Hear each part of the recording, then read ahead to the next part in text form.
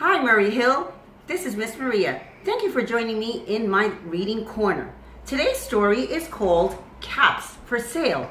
Let's begin. Once there was a peddler who sold caps, but he was not an ordinary peddler carrying his wares on his back. He carried them on top of his head.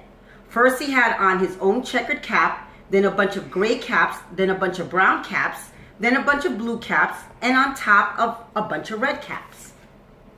He walked up and down the street holding himself very straight so that he wouldn't upset his caps. As he went along, he called, "Caps for sale! Caps for sale! 50 cents!" One morning he couldn't sell any caps. He walked up the street and he walked down the street calling, "Caps for sale! 50 cents a cap!" But nobody wanted any of the caps that morning. Nobody wanted even a red cap. He began to feel very hungry, but he had no money for lunch. "I think I will go for a walk in the country," he said. And he walked out the town slowly so he would not upset his caps. He walked for a long time until he came to a great big tree.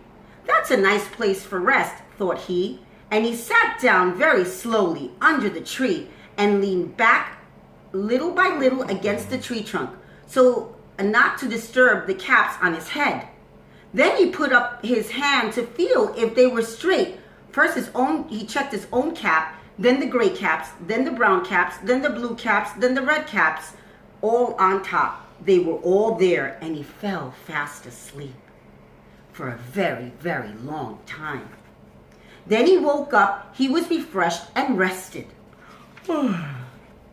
But before standing up, he felt his hand to make sure that his caps were in place as he felt his own checked cap. He looked to the right of him, no cap. He looked to the left of him, no caps. He looked in back of him, no caps. He looked behind the tree, no caps. Then he looked up into the tree, and what do you think he saw?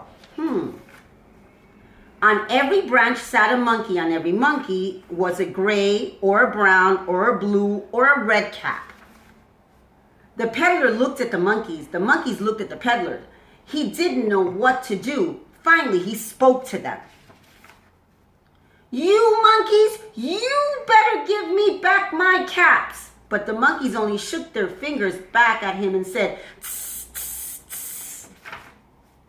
This made the peddler angry, so he shook both hands and he said to them, "You monkeys, you better give me back my caps." But the monkeys only shook both their hands back and said, "Tss, tss, tss, tss." Now he felt quite angry. He stamped his foot and he said, "You monkeys, you better give me back my caps." But the monkeys only stamped their feet back at him and said, "Tss, tss, tss, tss." By this time, the peddler was really very angry. He stamped both his feet and shouted, "You monkeys, you better give me back my caps." But the monkeys only stamped both their feet back at him and said, "Tss, tss, tss." At last, he became so angry that he pulled off his own cap, threw it on the ground, and began to walk away. But then each monkey pulled off his cap, and all the gray caps and all the brown caps and all the blue caps and all the red caps came flying down out of the tree.